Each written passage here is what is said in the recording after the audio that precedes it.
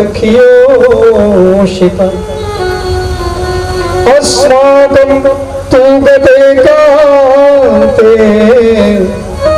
निद्रा पीवेरणे। एक गोपी कहती है किशोरी जी मैंने रात्रि में स्वप्न देखा कि कन्हैया मेरे सपने में आया और मेरे घर में माखन खाया। एक गोपी ने कहा मैंने सपना देखा कि कन्हैया आया और हमारे साथ खूब नाचा। एक गोपी ने कहा किशोरी जी पता है मैंने सपना देखा कि मैं पानी भरने जा रही थी और कन्हैया ने आकर मटकी फूल डाली और मैं जब दौड़ी तो भाग गया वहां से। एक गोपी ने कहा किशोरी जी आपके सपने में कन्हैया नहीं आते क्या? किशोरी जी ने कहा कि गोपियों देवियों आप बड़ी भाग्यशाली हैं कि आपके सपने में कन्हैया आते हैं, लेकिन मैं तो वो भी भाग्यशाली नहीं हूँ क्योंकि जब से कन्हैया गए हैं तब से ये नींदिया ही हमसे उठ गई, मैं सोई ही नहीं कि सपना आएगा। किशोरी जी सबकी बात सुनकर उद्धव जी आश्चर्यचकित हो रोने लगे। ऐसा प्रेम उद्धव जी का घमंड चूर चूर हो गया। फिर भी उद्धव जी उनके पास में गए। उद्धव जी ने कहा देवियों एक विनती करने आया हूं, मैं उद्धव कृष्ण का मित्र हूं लेकिन आपसे विनती करने आया हूं। बोले क्या? गोपियों ने कहा बोलिए क्या बात? उद्धव जी ने कहा देखिए ये प्रेम प्रेम में कुछ नहीं होता। अरे फिर जिस कृष्ण की बात आप कर रही है वो परमात्मा है, वो ब्रह्म है। आप उनका जप करिए पूजा करिए, ये प्रेम और क्या प्रेम होता है? तो परमात्मा से भी प्रेम किया जाता है क्या?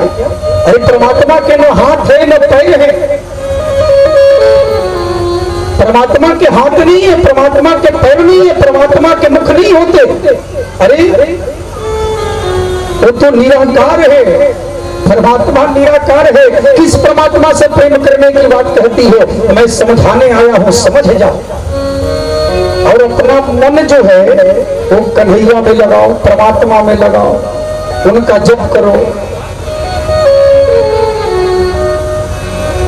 अब देखिए यहाँ गोपियों ने कितना सुंदर उत्तर दिया है।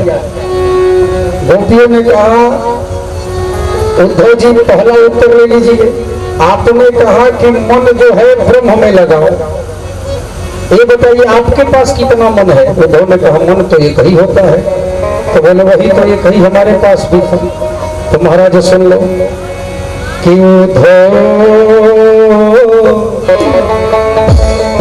मन ना रहे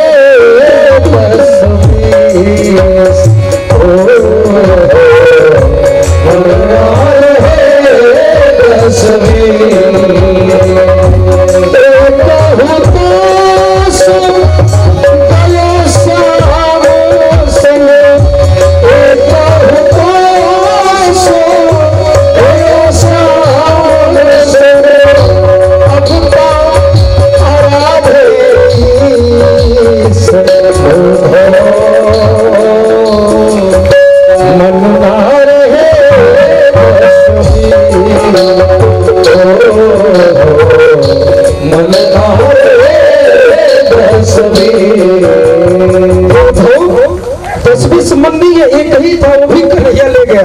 दूसरा उत्तर सुनो, दूसरा उत्तर तुमने कहा कि ब्रह्म जो होता है वो निराकार है, पर ब्रह्म के हाथ पैर नहीं होते। तो उद्धव ये बताओ यदि पर ब्रह्म के हाथ नहीं होते तो माखन कैसे खाता था? वो माखन कैसे चुराता था? यदि उसके मुख नहीं होते तो माखन कैसे खाता था? यदि उसके पैर नहीं होते तो वो गौवे कैसे चराता था? बताओ। उद्धव जी चुप हो गए। गोपियों ने कहा उद्धव सुनो कि कृष्ण तन कृष्ण ही हमारो धन, आठों याम उद्धव हमें कृष्ण ही सो काम है। सिवाय उद्धव सुनो चाहे कृष्ण हमें लात मार कर भगा दे, चाहे कृष्ण हमारा परित्याग कर दे, हमें छोड़ दे, फिर भी उद्धव सिवाय कृष्ण के हम किसी को नहीं चाहेंगे और किसी को नहीं जानेंगे। और उद्धव तुम कहते हो कि पूजा करने की बात, अरे तुम पूजा करते हो तो तुम क्या समझते हो हम नहीं करते? थोड़ा सा अंतर है, तुम पूजा सामग्री से करते हो, हम भाव से करते हैं। सुनो कैसे होता है। ये तो प्रेम की बात है,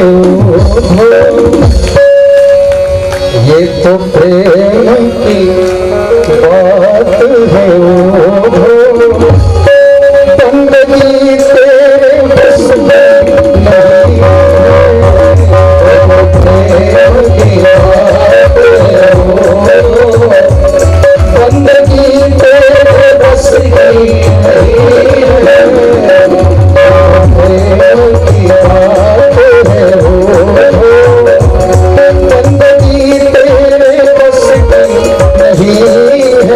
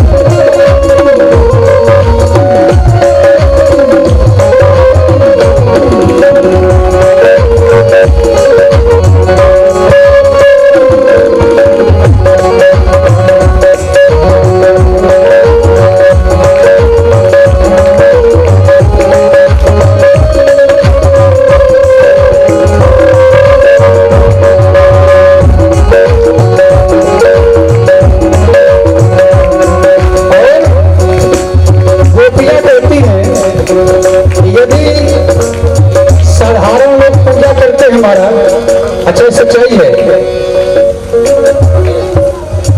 जब लोग पूजा करते हैं तो घड़ी देखते हैं, या दीवार घड़ी पूजा घर में जरूर टांगेंगे, भले कहीं टांगे चाहे, यहाँ माला जपेंगे ऊपर घड़ी पर कितना टाइम होगा।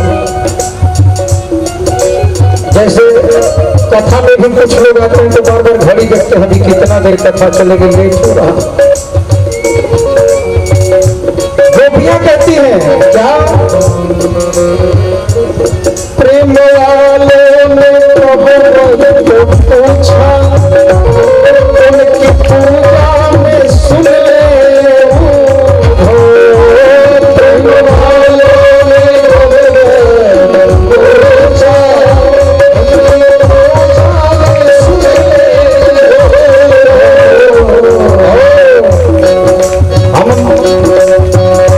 मिठाई फूल अक्षत नहीं चढ़ाते, हर श्वास में पूजा, दमदम माने श्वास।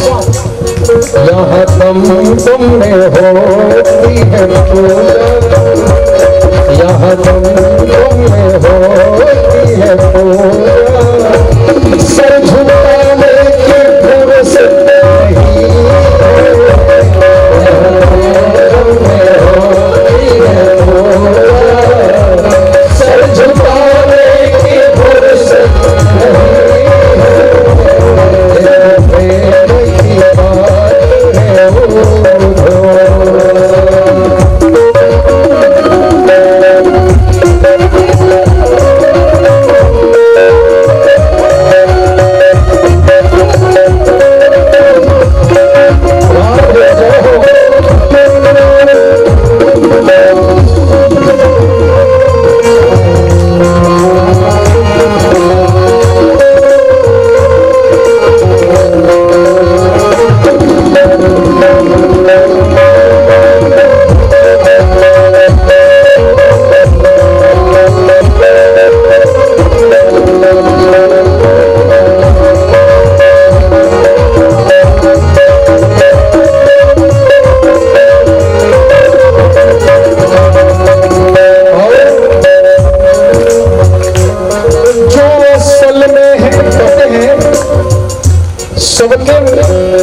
मस्ती आती है खुशी की, लेकिन गोपिया कभी आपके मस्ती जो असल में है मस्ती में डूबे उन्हें क्या परवाह जिंदगी, जो असल में है मस्ती में डूबे उन्हें क्या परवाह जिंदगी, जो उतरती है चढ़ती है मस्ती, जो उतरती है चढ़ती है मस्ती, वो हकीकत में मस्ती नहीं है, जो उतरती है चढ़ती है मस्ती, वो हकीकत में मस्ती नहीं है, ये तो प्रेम की बात है वो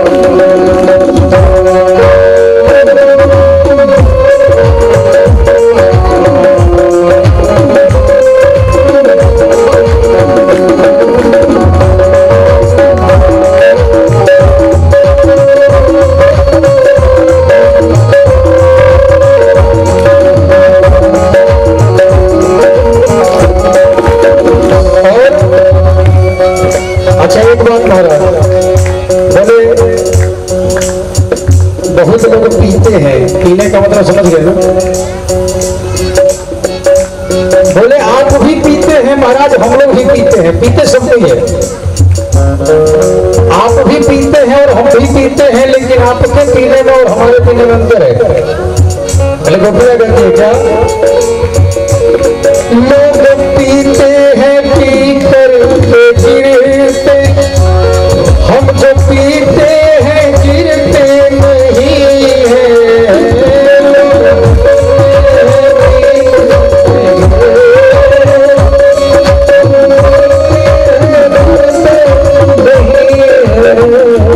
और आपने पिया और हमने पिया, क्या हम क्या पीते हैं महाराज? मैंने पिया है जाम कन्हैया, मैंने पिया है जाम कन्हैया, ये अंगूरों का रस तो नहीं है, मैंने पिया है जाम कन्हैया, ये अंगूरों का रस तो नहीं है, ये तो प्रेम की बात है बंदगी तेरे बस की नहीं है, या बस कर देते होते हैं सोते, आशिकी इतनी सस्ती नहीं है, या सर देते होते हैं सोते, आशिकी इतनी सस्ती नहीं है, वहाँ प्रेम की बात है वो, ये प्रेम की बात है वो, ये प्रेम की बात है वो। वृंदावन बिहारी लाल की जय। बोले चाहे हमें कृष्ण त्याग दे, पर मत प्राणनाथ, जैसी इच्छा वैसी करें, लेकिन सिवाय कृष्ण को हम किसी को नहीं चाहेंगे। और सुनिए महाराज, इतना गोपियों ने कहा कि उद्धव जी आप क्या जानते हैं, आप क्या सोचते हैं कि हम कृष्ण को देखने के लिए मर रहे हैं? अगर कृष्ण को देखने के लिए हम लोग तरसते तो वृंदावन से मथुरा की दूरी कितनी है? 10 किलोमीटर। सुबह जाते या दिन भर देखते या शाम में आ जाते, कितनी दूरी है बताओ? लेकिन नहीं, जब तक कन्हैया खुद नहीं आएगा खुद हमारे प्रेम को नहीं पहचानेगा तब तक हम नहीं जाएंगे। और महाराज सुनो, गोपियां भी कहती है कि कन्हैया हमसे दूर भी नहीं है उद्धव जी, कन्हैया हमारे हृदय में रहता है। इतना कहकर गोपियां रोने लगी और गोपियां रुदन करने लगी और गोपियों के नेत्रों से बहने लगी अश्रुओं की धारा और भाव समुद्र के रूप में परिणत हो गया। महाराज उस भाव समुद्र में उद्धव जैसे ज्ञानी ने ऐसा गोता लगाया कि आए थे 1 घंटे के लिए 7 महीने तक उसी में डूबे और 7 महीने बाद जब होश आया दौड़ करके बिना आए थे रथ से ऐसे ही दौड़ लगा दिया, दौड़ करके पहुंचे और पूरा शरीर धूल से सना हुआ, बाल बिखरे हुए। बच्चों को बैठाइए ना, अभी ग्वाल बाल ही है लेकिन इनको थोड़ा सा ध्यान रखना पड़ता है।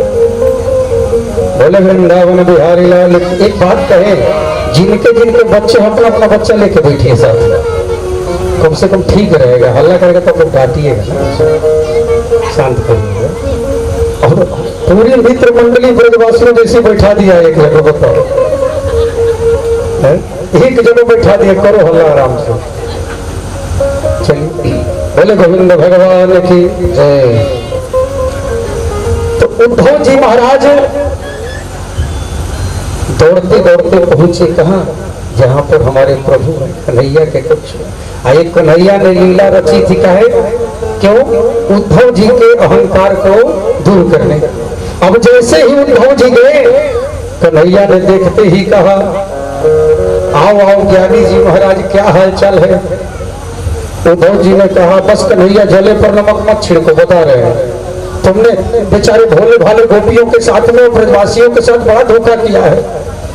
कन्हैया ने कहा, छोड़ो महाराज, आप तो ज्ञानी आदमी हो। बोले फिर कह रहे जले पर नमक मत छिड़को, बार बार तुम ज्ञानी ज्ञानी करके हमें चिढ़ा रहे हो, तुमने बहुत गलत किया है। कन्हैया तुम्हें जाना चाहिए, मैं तुमसे बात नहीं करता, जाके देखो उनकी क्या हालत है।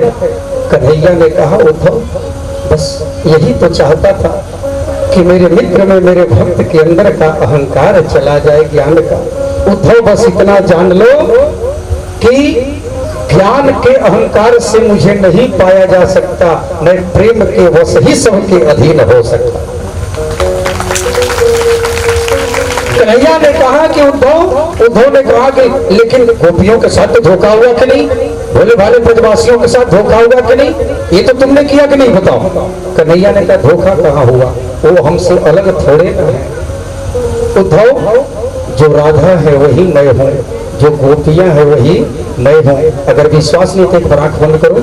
तो उद्धव जी ने आंख बंद किया, बोले आंख खोलो। तो उद्धव जी ने देखा कि जहाँ कन्हैया खड़े थे वहां राधा जी खड़ी है। कुछ देर के बाद फिर राधा जी कन्हैया बन गई। फिर देखा कि जितनी गोपियां वहां मिली थी सब के सब वही कन्हैया के पास बैठी है, सब कन्हैया के शरीर में दिख रही है। तब उद्धव जी ने हाथ जोड़कर प्रणाम किया। कन्हैया ने कहा, उद्धव राधा और कृष्ण नाम 2 है लेकिन चीज एक ही है। राम रूपे भवेत सीता रूप मणि कृष्ण जन्म। राधा तो साक्षात कृष्ण है और कृष्ण ही राधा है। हमारा वेदांत दर्शन कहता है महाराज कि तस्माद ज्योतिरो श्री राधा माधव रूपकम, कि राधा ही कृष्ण, कृष्ण ही राधा है। उद्धव को भक्ति का सर्वांग दर्शन हुआ। इसके बाद कन्हैया कुब्जा के घर गए, अक्रूर जी के मन में आनंद की अनुभूति आई, उनको भी दर्शन दिए। महाराज अब मगध का राजा है जरासंध, उसकी 2 बेटियां हैं, नाम है अस्ति और प्राप्ति, और दोनों बेटियों का विवाह उसने कंस के साथ में किया था, यानी जरासंध का दामाद था कंस। अब जैसे ही उसने सुना कि मेरे दामाद को कृष्ण बलराम ने मार दिया, 23 ओक्षमणि सेना लेकर के जरासंध ने पूरे मथुरा नगरी को घेर लिया और घोषणा कर दिया कि देखो भाई मथुरावासी, यदि मरना नहीं चाहते तो कृष्ण बलराम को हमारे हवाले कर दो, हम किसी को नहीं मारेंगे, हम 2 ही से दुश्मनी है, तुम इनको दे दो, सबको छोड़ देंगे। मथुरा वासियों ने कहा चाहे हमारे प्राण चले जाए लेकिन हम कृष्ण बलराम को नहीं भेजेंगे। कन्हैया ने समझाया, देखो भाई, यदि दो व्यक्ति के मरने से यदि लाखों का जीवन बच जाए तो दो वही ठीक है। हमारे चलते तुम सबका जीवन बच जाए तो वही ठीक है, लेकिन विश्वास करो कुछ नहीं होगा, हमें जाने दो, हम बाहर निकल जाएंगे तो मेन दरवाजा बंद कर देना, जो नगर का दरवाजा है उसको बंद कर देना, फाटक। सबको समझाकर अक्रूर जी ने कहा कि मैं भी साथ में चलूंगा। तो बोले चलिए। कृष्ण बलराम निकले, दरवाजा बंद हो गया। घोर युद्ध हुआ महाराज, और मेरे प्रभु ने और बलराम जी महाराज ने देखते ही देखते जरासंध की 23 बड़ी सेना को मार गिराया। अब बलराम जी ने जैसे ही अपने हल से उस जरासंध को मारना चाहा, कन्हैया ने रोक दिया, भैया छोड़ दीजिए इसको। बोले क्यों? तो इसकी मृत्यु आपके हाथ से नहीं, भीमसेन के हाथ से लिखी है। बलराम ने कहा, इसका क्या कारण हुआ? कि मेरे हाथ से नहीं मरेगा क्या? अभी बताता हूं। कन्हैया ने कहा, अरे आपके हाथ से संसार में ऐसा कौन होगा जो बच्चा है? इसे तो मैं भी मार सकता हूं, आप भी मार सकते हो, लेकिन हम इसे छोड़ना चाहते हैं। क्यों? क्योंकि ये फिर जाएगा और जाकर के फिर लाखों राक्षसों को, दुनिया के जो राक्षस है, कोने कोने से इकट्ठा करेगा, इकट्ठा करके हमारे पास लाएगा, हम फिर उसे मारेंगे, फिर छोड़ देंगे, फिर जाएगा, फिर इकट्ठा करके लाएगा। यानी बैठे बैठे ही सब राक्षसों को हम मारते रहेंगे। हमारा काम ये करता रहेगा, हमें कहीं जाना नहीं पड़ेगा। बलराम जी ने छोड़ दिया, जरासंध गया, फिर 23 बड़ी सेना लेकर के आया, फिर कृष्ण बलराम ने मार दिया। बोले 17 बार पराजित हुआ, 18वीं बार में बोले गोविंद भगवान की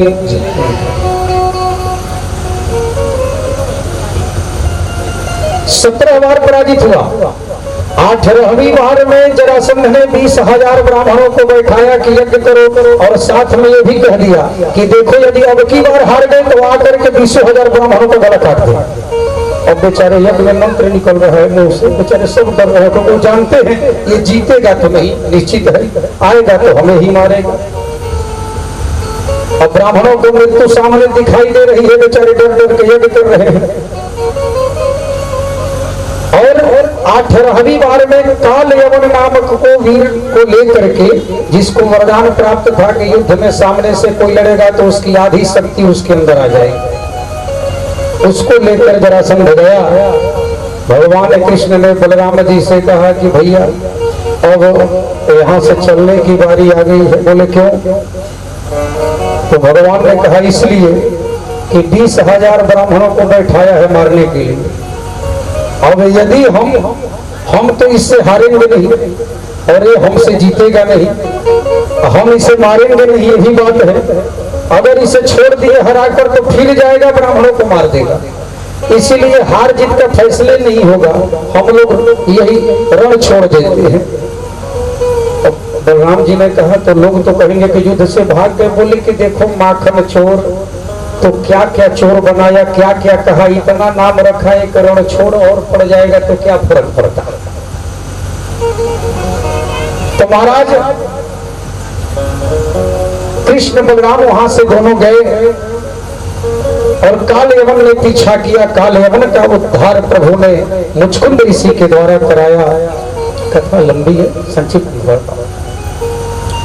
और अपनी सुधर्मा नाम के सभा के साथ विश्वकर्मा जी को आदेश दिया कन्हैया ने कि द्वारिका नगरी बनाइए। समुद्र के बीचों बीच सोने की द्वारिका नगरी बनाई गई विश्वकर्मा जी के द्वारा। सुधर्मा नाम की सभा के साथ सभी ग्वाल वालों को लेकर, सैनिकों को लेकर के प्रभु वहां चले गए और द्वारिका के राजा बन गए। बोले द्वारिकाधीश भगवान की जय हो। अब प्रभु द्वारिका के राजा बन गए। 10वें स्कंध का उत्तरार्ध चल रहा है, ध्यान रखिएगा, उत्तरार्ध में आगे। अब यहाँ रेवत नाम के राजा की पुत्री का नाम है रेवती, जिनका विवाह बलराम जी के साथ में हुआ। अब एक भीष्मक राजा है, कुंदनपुर के राजा है, जिनका नाम है भीष्म। बेटा है, 5 बेटे हैं। सबसे बड़े बेटे का नाम है, जो सबसे बड़ा बेटा है उसका नाम है रुक्मी, लेकिन बेटी कोई नहीं है। एक दिन राजा भीष्मक समुद्र में संध्या बंदन कर रहे थे, तभी कमल के पुष्प पर एक कन्या दिखाई दी। उस कन्या को गोद में उठा लिए, लेकर आए, अपनी पुत्री बना लिया और नाम रखा रुक्मिणी, जो लक्ष्मी मैया की अवतार है। अच्छा, एक बात का ध्यान रखिएगा, लक्ष्मी जी ने कभी किसी के गर्भ से जन्म नहीं लिया। सीता जी जमीन से मिली थी और लक्ष्मी जी स्वयं समुद्र से प्रकट हुई, समुद्र वसने समुद्र की पुत्री कही जाती हैं। और यहाँ रुक्मिणी मैया भी कमल के पुष्प पर मिले, यानी लक्ष्मी जी को कोई गर्भ में आज तक धारण नहीं किया। तो रुक्मिणी मैया बड़ी हो गई। राजा भीष्मक ने मन ही मन विचार कर लिया कि मैं अपनी पुत्री का विवाह द्वारिकाधीश कृष्ण से करूंगा। और रुक्मिणी मैया ने भी द्वारिकाधीश कृष्ण को अपना पति मान लिया। लेकिन उनका भाई जो था रुक्मी, वो अपने मित्र शिशुपाल के साथ अपनी बहन का विवाह करना चाहता था और विवाह भी ठीक कर दिया। तिथि निश्चित हो गई। एक ब्राह्मण के हाथ से पत्र लिख करके रुक्मिणी मैया ने प्रभु के पास भेजवाया द्वारिका में कि प्रभु, मैंने आपको कभी देखा नहीं, लेकिन मैंने मन ही मन आपको पति मान लिया है और मैं कल कात्यायनी पूजन के लिए नगर से बाहर जाऊंगी सखियों के साथ में, और परसों ही मेरा विवाह निश्चित हो गया है शिशुपाल से। अतः आप कल ही वहां मंदिर पर आकर के मुझे हरण करके ले जाना। अगर आप समय से नहीं आए तो मैं अग्नि में कूद करके इस शरीर को आत्मदाह करूंगा। कन्हैया ने जैसे ही सुना, रथ सजाए और वहां से चल पड़े, पहुंच गए।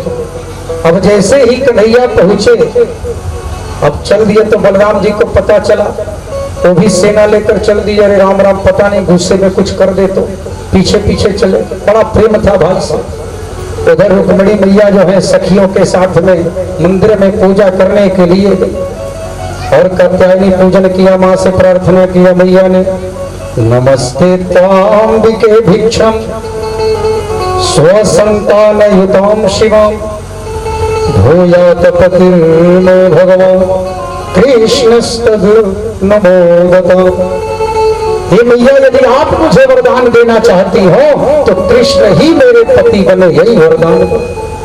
और इतना कहा, तभी प्रभु रथ लेकर के आ गए, रुक्मिणी मैया को बैठाया रथ में और वहां से चल पड़े।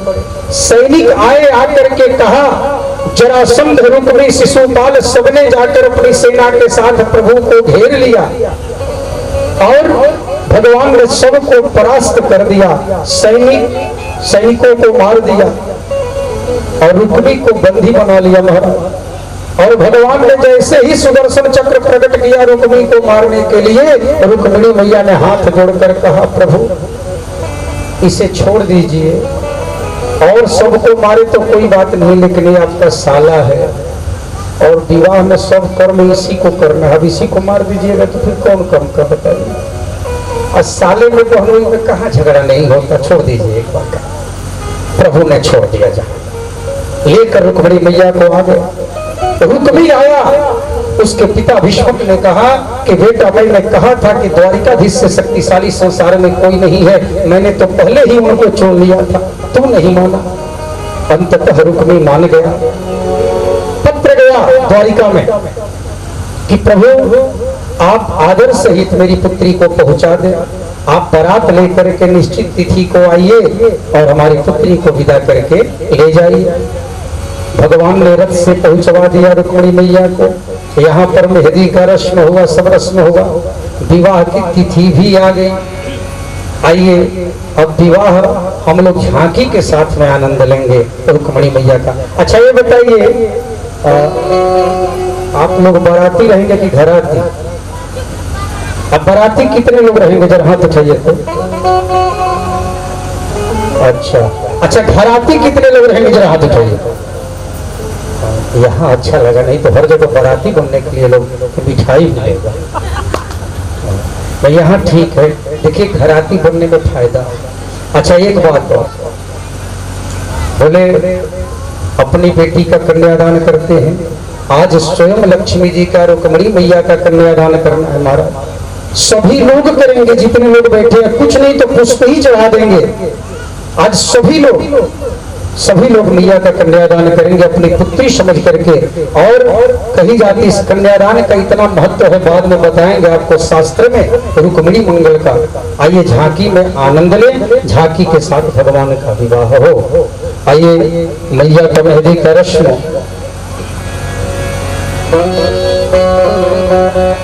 सोफा लगवाइए भैया, यहाँ सोफा लगवाइए। राधे कहाँ गए आशीष जी कहाँ गए? राधे राधे राधे। अरे तो आप लोग आ जाइए, टांग कर 2-4 नौजवान कम से कम सोफा रख दीजिए भाई, क्या दिक्कत है, कथा में थोड़ा सेवा कर देंगे तो आ जाइए आप लोग। वो लोग नहीं है तो क्या हुआ, ये उतारिए ना, मंच से उतार लीजिए, मंच से भैया, मंच से उतार लीजिए, रखा हुआ मंच से उतार ले। राधे राधे। ओ मेरी सखियां मुझे मेहंदी सजा दो, मेहंदी सजा दो मुझे, दुल्हन बना दो। आइए सब मिलकर के सभी लोग आए। आओ मेरी सखियां मुझे मेहंदी लगा दो, मेहंदी लगा दो मुझे सजा दो, मुझे सब सुंदर की दुल्हन बना दो, मुझे सब सुंदर की दुल्हन बना दो। मेरी सखियां मुझे मेहंदी लगा दो, मेरी सखियां मुझे मेहंदी लगा दो, मेहंदी लगा दो मुझे से सजा दो, मेहंदी लगा दो मुझे से सजा दो, मुझे सब सुंदर की दुल्हन बना दो, मुझे सब सुंदर की दुल्हन बना दो, सुंदर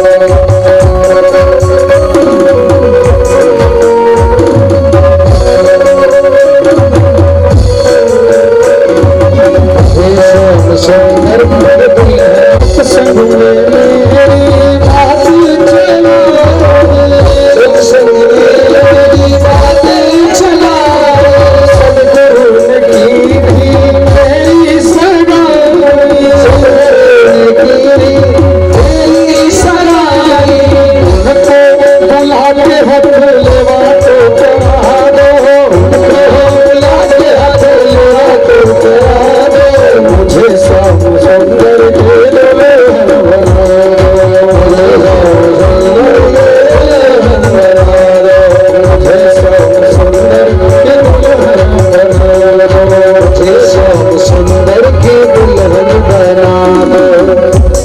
ही प्रणाम करना चाहिए। आइए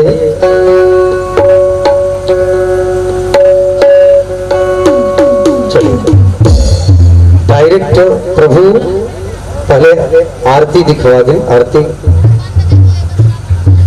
हमारे श्याम श्याम की अनुपम माधुरी, हमारे श्याम श्याम की अनुपम कैसी बनी छवि है, हमारे श्याम श्याम की जैसी बनी छवि है, हमारे श्याम श्याम की अनुपम माधुरी जोड़ी, हमारे श्याम श्याम की अनुपम माधुरी जोड़ी, हमारे श्याम श्याम की कटीली भावा बाबा की सुधर सूरत मधुर बतिया।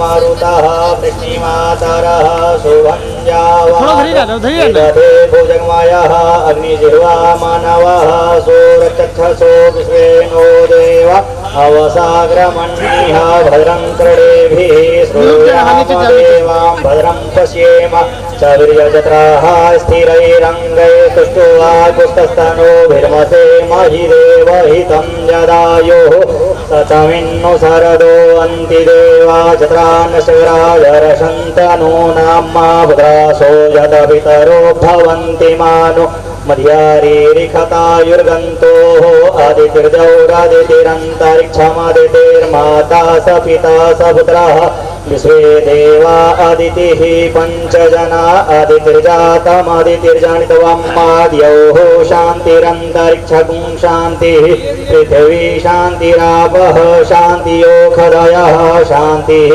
वनस्पतयः शान्ति विश्वे देवाः शांति ब्रह्म शांति सर्वगुण शांति शांतिरेव शांति सामा शांतिरेधि यतो यतः समीहसे ततो नो अभयं कुरु शन्नः कुरु प्रजाभ्यो भयन्नः पशुभ्यः सुशान्तिर्भवतु।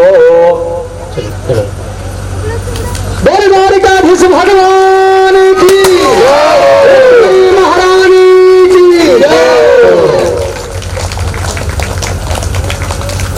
बैठा दीजिए। अब चलिए शादी है ओ श्याम की शादी है मेरे शादी है आज मेरे श्याम की शादी है आज मेरे श्याम की शादी है श्याम की शादी है मेरे श्याम की शादी है आज मेरे श्याम की शादी है आज मेरे श्याम झूमते हुए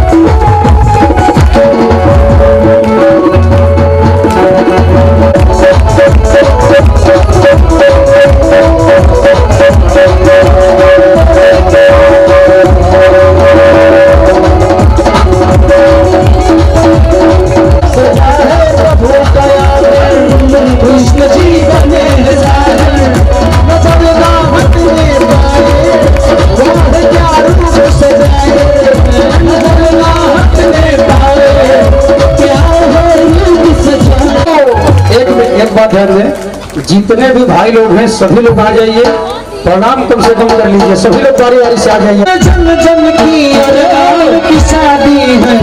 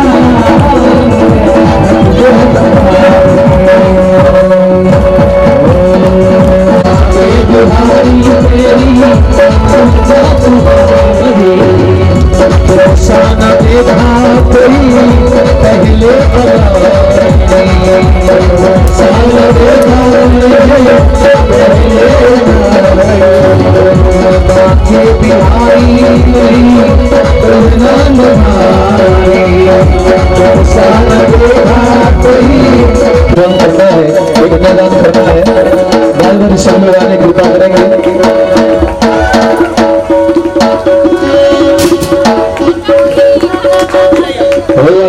दूल्हा बने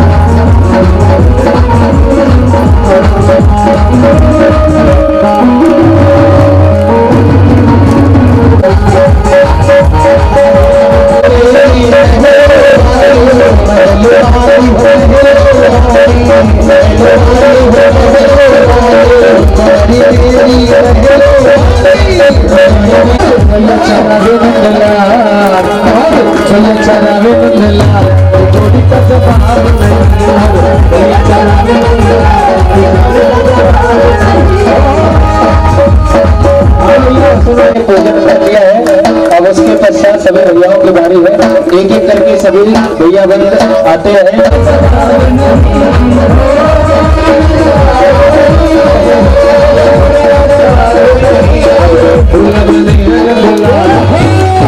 दूल्हा बने हैं नंदलाल की जोड़ी का जवाब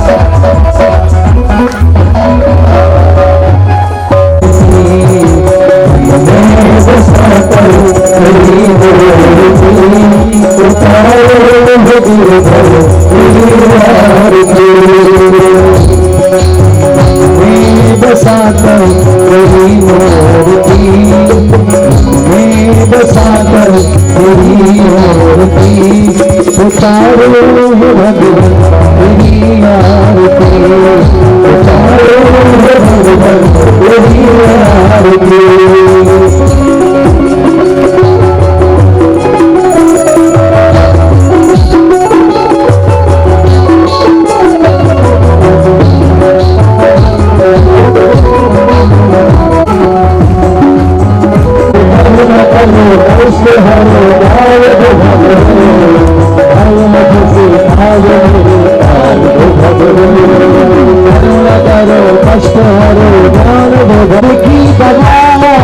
तुम्हारे पास है दर्द की दवा, तुम्हारे पास है दर्द की दवा, तुम्हारे पास है जिंदगी दवा के एक मान के बसा कर तेरी मूर्ति, उतारो तेरी आरती।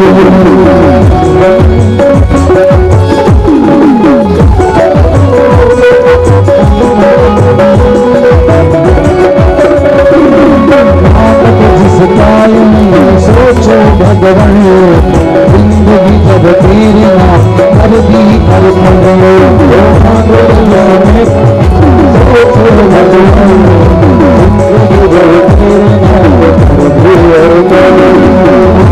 जिस काम में सोचो भगवान जिंदगी जब तेरे नाम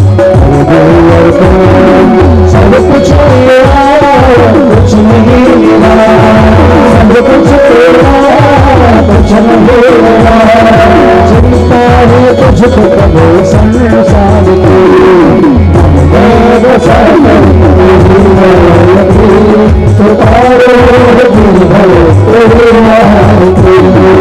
वेद तेरी महिमा में संग करेगा, नारद कर गान कर श्री माता, वेद तेरी महिमा में वेद तेरी महिमा में संग करेगा, नारद कर गान कर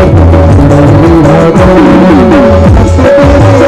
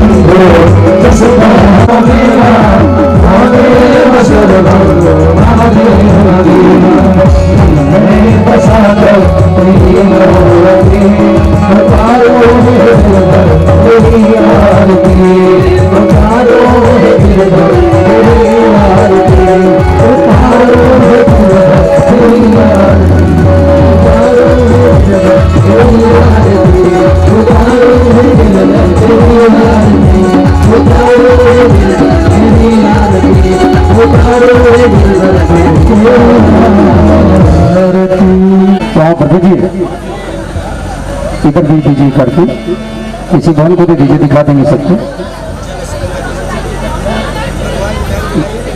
ठाकुर जी दौड़ेंगे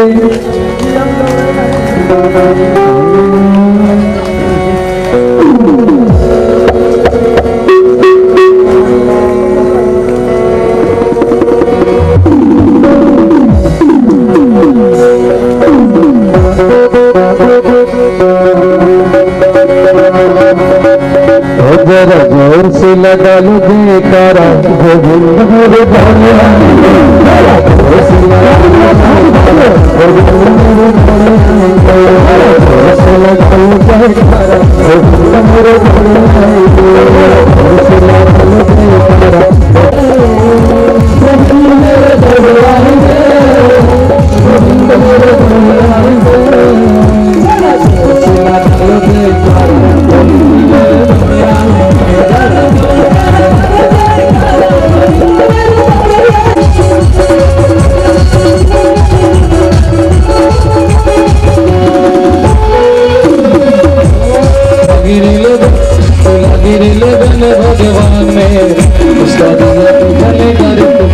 इसके लगे लगन भगवान में परिया जल लगन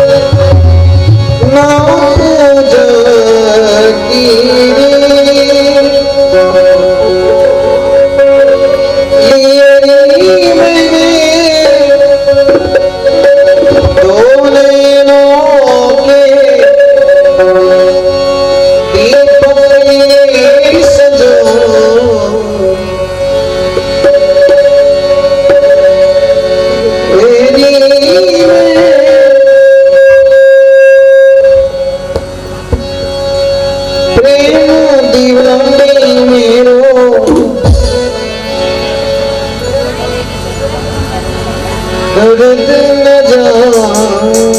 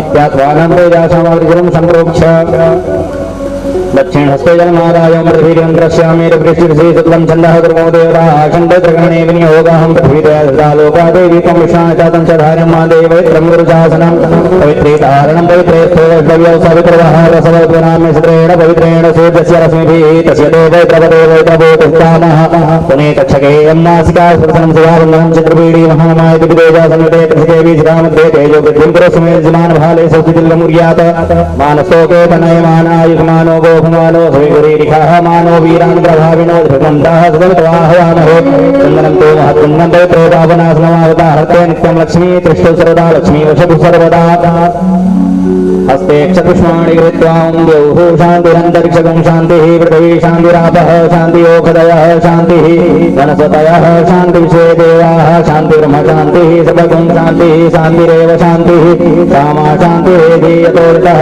समीह वेदतो नो अभयं गुरु शन्नः गुरुप्रजाभ्यो भयन्नः पशुभ्यः शान्तिर्भवतु सर्वारिष्टशान्तिर्भवतु श्रीमन्महागणाधिपतये नमः विशेषं माधवं वन्दे मन्दवाडिं च भैरवं वन्दे काशीवाणीं भवानीं मणिकर्णिकां वरदं महाकाय सूर्यकोटि समप्रभा निर्विघ्नं कुरु मे देव सर्वकारेश्वरवरा विनायकं गुरुर्हानं ब्रह्म विष्णु महेश्वरः सरस्वतीं प्रणम्याद सर्वकामान् सिद्धये सिद्धिबुद्धिसहिताय श्रीमन्महागणाधिपतये नमः मङ्गलमूर्तये नमः।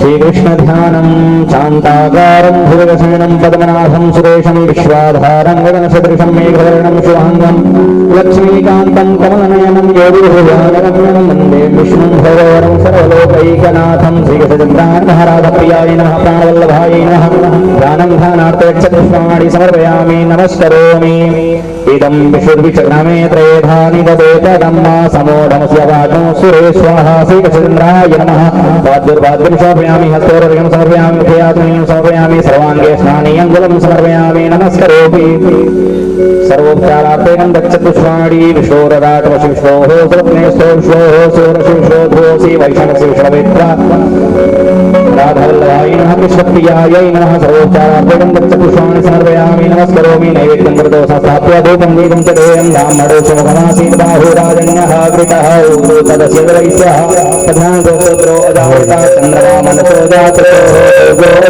श्रोत्रादयायचकारसमुखादनिरजायता धूपं दर्शयामि प्रकटदीपं सन्दर्शयामि हस्तैवक्षामं नैवेद्यं निवेदयामि नैवेद्यकार्थयेत नाभ्या आसीदं तदसगुं श्रेष्ठोऽप्यो येन नैवेद्यं निवेदयामि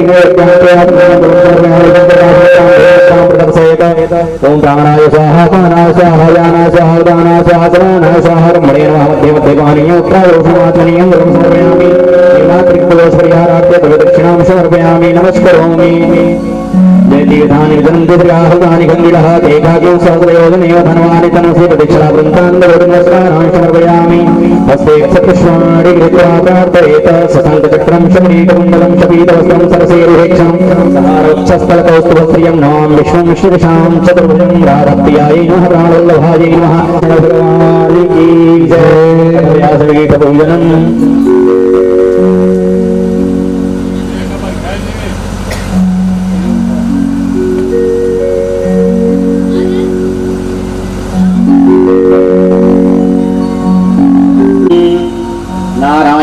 नमस्कृत्यं नरं चैव नरोत्तमं देवीं सरस्वतीं व्यासं ततो जयमुदीरयेत पुराणपुरुषोत्तमाय नमः ध्यानं ध्यानार्थे सर्वोपचारार्थे गन्धक्षपुष्पाणि समर्पयामि नमस्करोमि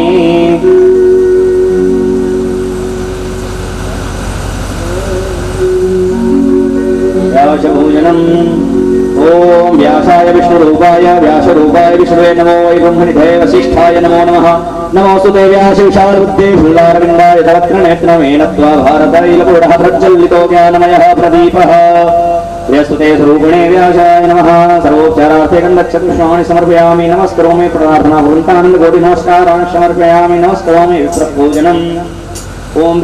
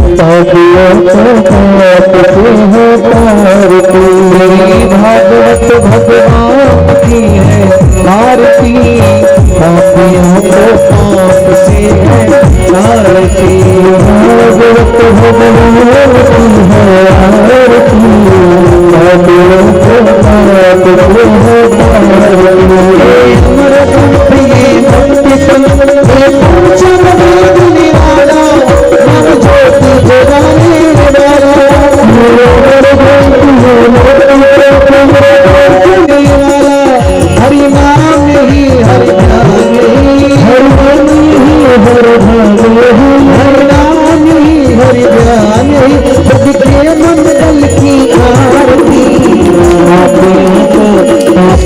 है पार की, भागवत भगवान की है आरती, पापियों को पाप से है पार की। ये शांति गीत पावन पुनीत पापों को मिटाने वाला, हरि दर्श कराने वाला। ये शांति गीत पावन पुनीत पापों को मिटाने वाला, पावन पुनीत पापों को मिटाने वाला, हरि दर्श कराने वाला। ये सुख करणी दुख हरणी, ये सुख करणी दुख हरणी, ये सुख करणी दुख हरणी, श्री मधुसूदन की आरती।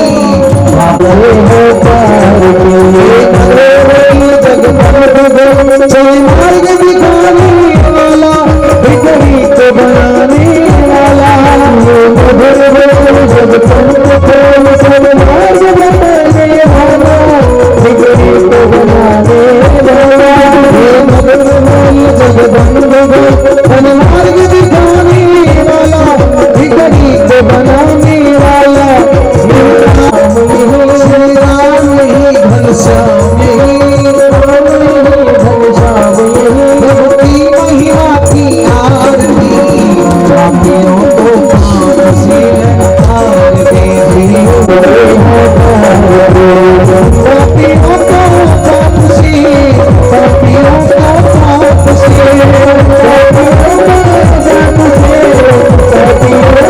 भगवान की है आरती, पापियों को पाप से है तारती, भगवान की है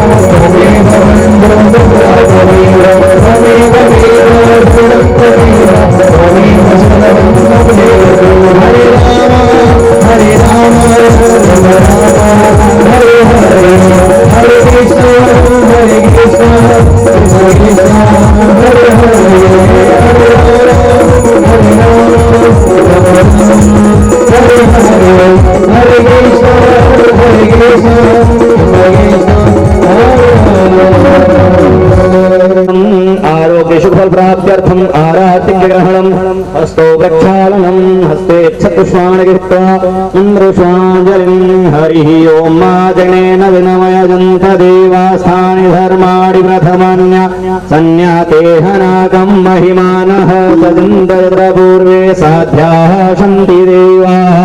एकदन्ताय विद्महे वक्रतुण्डाय धीमहि तन्नो दन्तिः प्रचोदयात्।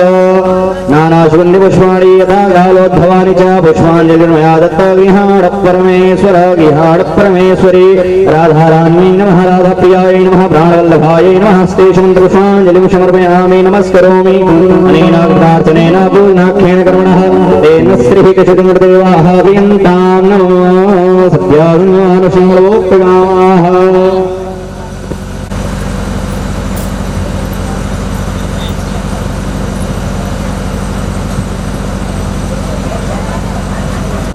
हरि ओम हरि ओम।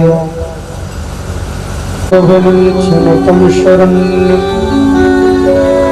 भृत्योऽधिहं प्रणतपालभवाधिपूतं,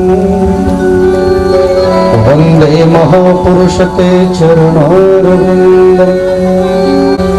पूर्णेन्दुसुन्दरमुखादरविन्दनेत्रा,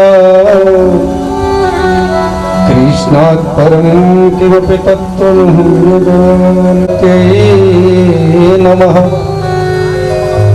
अज्ञानतिमिरान्धस्य ज्ञानाञ्जनशलाकया चक्षुरुन्मीलितं येन तस्मै श्रीगुरवे नमः।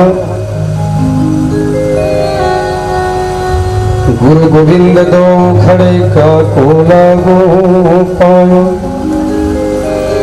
बलिहारी गुरु आपनो निज गोविंद दिनो बताए।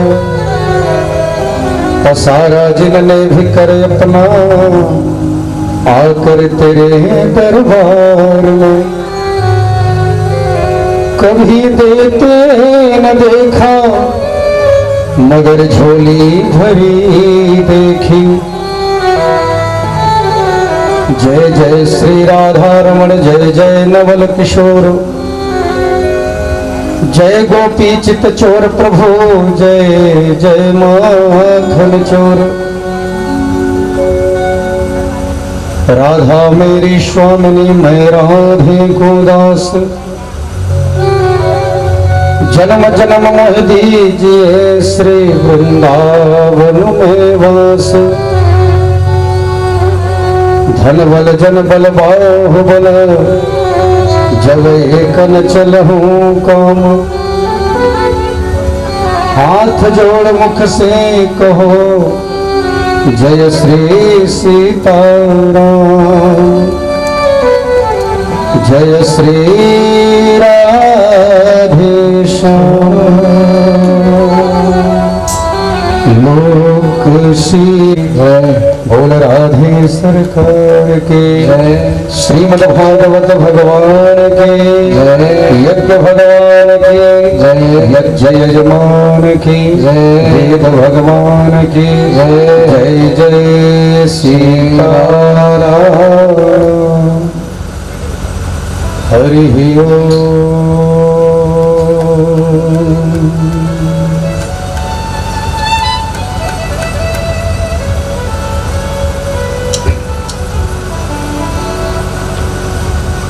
परम संत बलवंत हनुमंत लाल जी महाराज की सूक्ष्म उपस्थिति में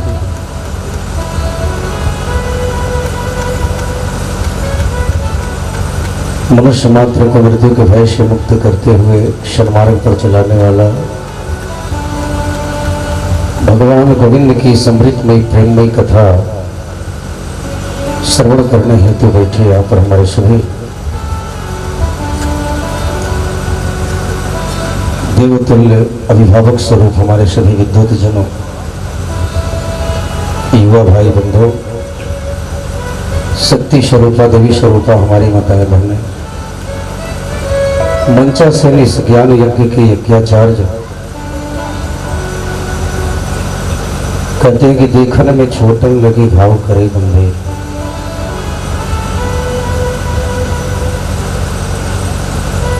इन 7 दिनों में जो देखा सुना, शब्दों में उसकी मैं व्याख्या नहीं कर सकता। मैं तो आश्चर्यचकित हूँ, कम उम्र में ही ऐसे विद्वता को प्राप्त करने वाले और अपने मधुर मंत्रों से, लयबद्ध मंत्रों से देवताओं को भी धरती पर आने के लिए विवश करने वाले हमारे परम अद्भुत विद्वान आचार्य परम प्रिय भाई सच्चिदानंद जी, आचार्य अमरदीप जी, आचार्य दीपक जी, भगवान श्री कृष्ण के मधुर भजनों को लेकर के श्रीधाम वृंदावन से पधारे ऑर्गन पर गायक हमारे भाई पन्नालाल शास्त्री जी, बैंजो पर हमारे नीतीश बाबू, तबले पर रंजन सिंह और पैड पर संगत कर रहे हमारे प्रिय अनुज राज बाबू।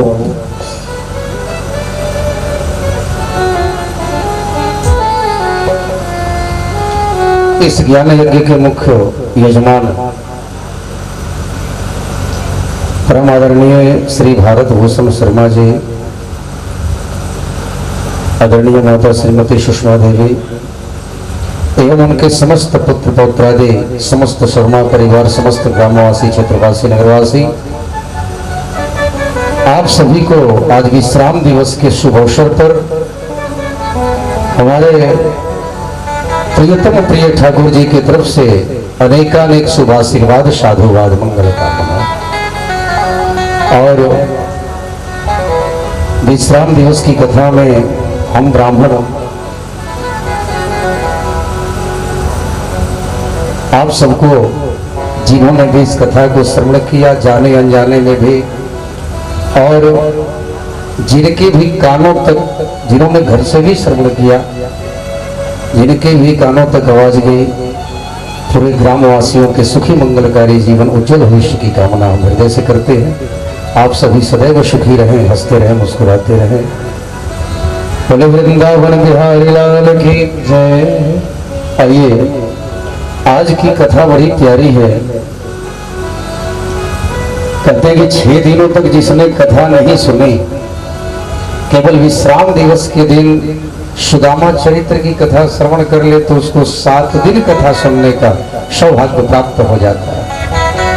तो अभी तो चूंकि सुदामा चरित्र से पहले कुछ बाकी है कथाएं जो भगवान के और विवाह हुए हैं, उनकी कथाओं को सुनाते चलेंगे। और जब सुदामा चरित्र की कथा आएगी तब निश्चित तौर पर मुझे पूरा विश्वास है ठाकुर जी की समृद्धमयी कथा में आप आनंद मग्न होंगे। और क्योंकि सुनाने वाले वही हैं। कोई कहता है महाराज, अच्छा कई लोग मंच से उतरते हैं, आते हैं लोग, महाराज आपने बड़ी अच्छी कथा कही, और मुझे खुद पर हंसी आती है कभी कभी। देखो कहा किसने और तारीफ किसकी हो रही है। अभी मैं दिन भर अस्वस्थ था महाराज, मतलब यज्ञ भी कराने के लिए मैं यज्ञ हो रहा था। आचार्य लोग बोले महाराज जी चलिए, मैं नहीं जा पाया और असमर्थ था, मतलब बाहर निकला तो चक्कर आ रहे थे, लगा कथा कैसे कहूंगा, लेकिन ठाकुर जी की महती कृपा देखिए अभी टनाटन बोल रहा हूं। तो ये अब बताइए तारीफ किसकी होनी चाहिए? करने वाले यही है, करते यही है, लेकिन हम लोगों के मन में आ जाता है हमने किया। अब मैं और अच्छा ही बताइए, हमारे जैसे मूर्ख अज्ञानी के क्या बस की है? वेद व्यास जी हो बात बने, सुखदेव जी कथा सुनाए तो बात बने, और हमारे जैसा मूर्ख ज्ञानी कि मैं कथा कहता हूँ, ये तो समर्थ भावना। ठाकुर जी सुनने वाले हैं वही हैं और सुनाने वाले भी वही हैं, बस वही सब करते हैं महाराज। हम सब तो संदेश वाहक हैं, जो हम कहते हैं आप किताब में लिखा हुआ है, भागवत जी में लिखा हुआ, आप उसे पढ़ सकते हैं। और इसलिए मैं कहीं भी मैं जो बोलता हूँ ना, आप उसे भागवत जी में मिला लीजिएगा। मैं भागवत जी से हट के नहीं बोलता कि कोई सवाल खड़ा करे जी, नहीं, जो व्यास जी ने लिखा है मैं वही बोलता हूं, बस उससे ज्यादा नहीं। अरे अपने मन से बोलने की क्षमता कहाँ है? अब कोई आकर महाराज कहाँ से बात क्या जवाब देंगे? तो उससे अच्छा जो किताब में हो वही बताया जाए। बोले गोविंद भगवान की। आइए हम सभी गोविंद के श्री चरणों में भाव अर्पण करते हुए उनके सुमधुर भजनों का गान करते हैं, मीठी मीठी ताली बजाते हुए। उसके बाद बंसी बजा गयो सामरी, मंद मंद मुस्काई के, बंसी बजा गयो सामरी, मंद मंद मुस्काई के, मंद मुस्काई के हो, मंद मुस्काई के, मंद मुस्काई के, मंद मुस्काई के, दिल में समा गयो सामरी, मंद मंद मुस्काई के, दिल में समा गयो सामरी, मंद मंद मुस्काई के, बंसी बजा गयो सामरी, मंद मंद मुस्काई के, बंसी बजाए गयो सामरी, मंद मंद मुस्काई के।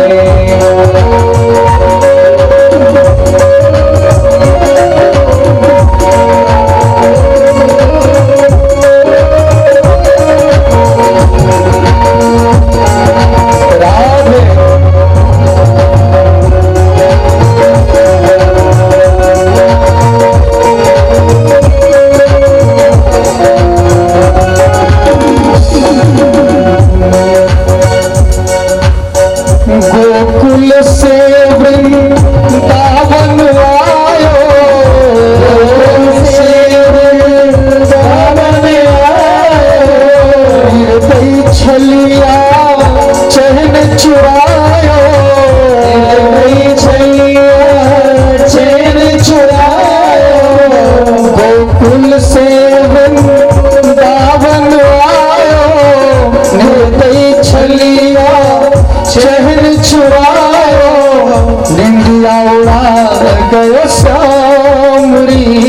मंद मंद मुस्काई के चुराए गए सामरी, मंद मंद मुस्काई के बंसी बजा गए सामरी, मंद मंद मुस्काई के बंसी बजाए गए सामरी, मंद मंद मुस्काई के।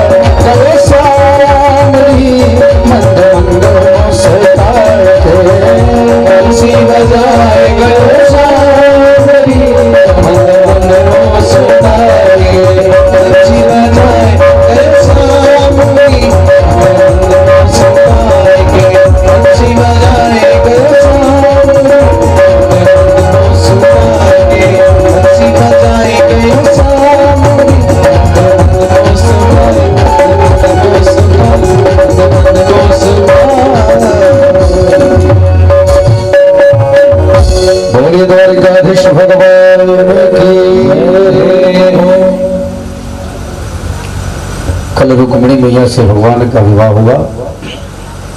विवाह तो पहले ही हो गया, कल झांकी देखे हम लोग। रुक्मिणी महारानी को लेकर के प्रभु द्वारिका आ गए। रुक्मिणी जी ने पहले पुत्र को जन्म दिया, नाम पड़ा प्रद्युम्न। प्रद्युम्न का अर्थ भी बड़ा सुंदर है महाराज। प्रकृष्ट धूमन प्रकाशः यस्य सह प्रद्युम्न, जिसके जीवन में सुंदर कर्म का प्रकाश हो वही प्रद्युम्न। लेकिन भगवान कृष्ण के शत्रुओं की कमी नहीं थी। देवताओं ने आकाशवाणी कर रखी थी, शंबरासुर नाम का राक्षस था, कि भगवान कृष्ण का जो प्रथम पुत्र होगा वही तुम्हारा वध करेगा। तो उसने सोचा कि क्यों न इसे ही मार दो। तो 10 दिन के बालक हैं प्रद्युम्न जी महाराज, और प्रसूतिका गृह से ही उठा करके लेकर शंबरासुर आकाश मार्ग में चला गया। और जैसे उस बालक को तलवार लेकर के काटने के लिए उद्यत हुआ, नारद जी आ गए। नारद जी ने कहा, रे असुर सम्राट क्या कर रहे हो? एक बालक की हत्या वो भी तलवार से करोगे तो ये बताओ दुनिया तुम्हें कायर कहेगी कि वीर कहेगी? मारा भी तो किसको मारा? बालक को मारेगा, यही कहोगे? तो शंबरासुर ने कहा तो क्या करो देवर्षि, छोड़ दूं? ये मेरा काल है। बोले छोड़ने के लिए किसने कहा? इसे तलवार से मत मारो, इतनी ऊंचाई पर हो और इसको नीचे अगर तुम फेंक देते हो तो ये जमीन पर गिरेगा तो वैसे ही मर जाएगा, जल में गिरेगा, समुद्र में गिरेगा तो मछलियां खा जाएंगी, यानी दोनों स्थिति में बचने वाला नहीं है, आप इसे फेंक दो। बोले अच्छी बात। तो प्रद्युम्न जी को शंबरासुर ने नीचे फेंक दिया और प्रद्युम्न जी जल में गिरे। एक बड़ी सी मछली जो है प्रद्युम्न जी को निकल गई। एक मछुआरा जो था वो मछली पकड़ रहा था और वही मछली जो है उसके जाल में फंस गई। उसने जैसे ही मछली का पेट फाड़ा तो वही बालक खेलता हुआ निकला। अब क्या करे महाराज? तो शंबरासुर के महल में एक दासी है, सेविका है, जिसका नाम है मायावती। तो उस मायावती का कोई पुत्र नहीं था, तो उस मछुआरे ने उस बालक को मायावती को लाकर दे दिया। यही भगवान की प्रेरणा हुई, ला करके उस बालक को मायावती को दे दिया। देवी तुम्हारा कोई पुत्र नहीं है, तुम इसका पालन पोषण करो। अब मायावती उस बालक का लालन पालन करने लगी। लेकिन महाराज मायावती को पता नहीं था कि ये वास्तव में है कौन, और मायावती कौन है, प्रद्युम्न जी कौन है, ये सुनिए। प्रद्युम्न जी कोई और नहीं है महाराज, बल्कि कामदेव जी महाराज हैं। कि जब शिवती सर नयन उघारा, निरखत काम भयो जरि छाया। जब शिवती सर नयन उघारा, तीसरे नेत्र से जब कामदेव को शिव जी ने भस्म कर दिया, तब कामदेव जी की जो पत्नी है रति, वो जाकर के रुदन करने लगी, भगवान शिव से प्रार्थना करने लगी, प्रभु हमारे पति को तो आपने जला करके भस्म कर दिया, मैं कैसे रहूंगी? तब भगवान शिव ने कहा, देवी चिंता मत करो, इंतजार करो। द्वापर युग में भगवान कृष्ण के पुत्र के रूप में, प्रद्युम्न जी के रूप में तुम्हारे पति कामदेव अवतार लेंगे। और खराब हो गया, देखिए भैया यहाँ बैठिए, देखिए बेस करिए। और तुम जाकर के शंबरासुर के महल में इंतजार करना अपने पति का। तो ये जो मायावती है वही वती है जो कामदेव की पत्नी है। तब नारद जी ने जाकर के बताया कि देवी जिसको तुम पुत्र मान करके पालन पोषण कर रही हो, ये तुम्हारा पति कामदेव है। तो मायावती ने अपने मायावी विद्या से तुरंत ही उनको बड़ा कर दिया। प्रद्युम्न जी को पिछला जन्म सब याद आ गया। अनेक प्रकार की युद्ध विद्याएं मायावती ने अपने पति को सिखाई। घोर युद्ध हुआ, शंबरासुर पराजित हुआ और शंबरासुर का वध करके अपनी धर्म पत्नी को लेकर के प्रद्युम्न जी महाराज द्वारिका में वापस लौटे। और महाराज जब तक प्रद्युम्न जी द्वारिका से गए और जब तक द्वारिका में आए तब तक भगवान के 16,108 विवाह हो चुके थे, है ना। भगवान के कुल कितने विवाह हुए?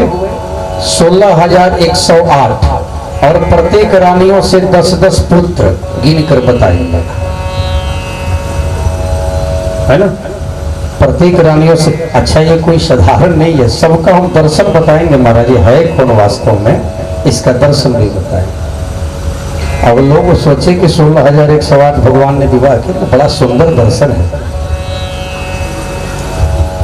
भगवान की 8 पटरानियां हैं और 16,100 रानियां हैं। अब एक एक रानी की कथा सुनाते चले तो 1 साल लगेगा, है। तो 8 पटरानियों की केवल कथा जो है संक्षिप्त में सुनाएंगे। तो भगवान का प्रथम विवाह रुक्मिणी जी के साथ में, दूसरा विवाह भगवान का भालू की बेटी से हुआ। एक बार द्वारिका में एक राजा आया जिसका नाम था सत्राजित। भगवान सूर्य का बड़ा भक्त था और भगवान सूर्य के आशीर्वाद से सत्राजित को एक स्यमंतक मणि प्राप्त हुई थी, जिस मणि को वह अपने माथे में लगा करके घूमता था तो उसका ललाट जो है सूर्य की भांति चमकता था। एक दिन वही मणि धारण करके वह द्वारिका में आया। द्वारिका वासियों ने सोचा उसकी चमक देख करके सूर्य भगवान है, तो दौड़ करके द्वारिकाधीश भगवान कृष्ण के पास पहुंचे और जाकर के कहा कि प्रभु, द्वारिका में साक्षात भगवान सूर्य आए हैं। भगवान कृष्ण हंसने लगे। उन्होंने कहा, रे वो सूर्य भगवान नहीं है, बल्कि वह सत्राजित है जो मणि के कारण चमक रहा है। भगवान ने जाकर स्वागत किया, सत्राजित को भोजन कराया, और भोजन कराते समय भगवान ने एक बात रखी कि सत्राजित, आपके पास जो मणि है उसकी खासियत है उस मणि की कि उससे 2 क्विंटल सोना प्रतिदिन निकलता है।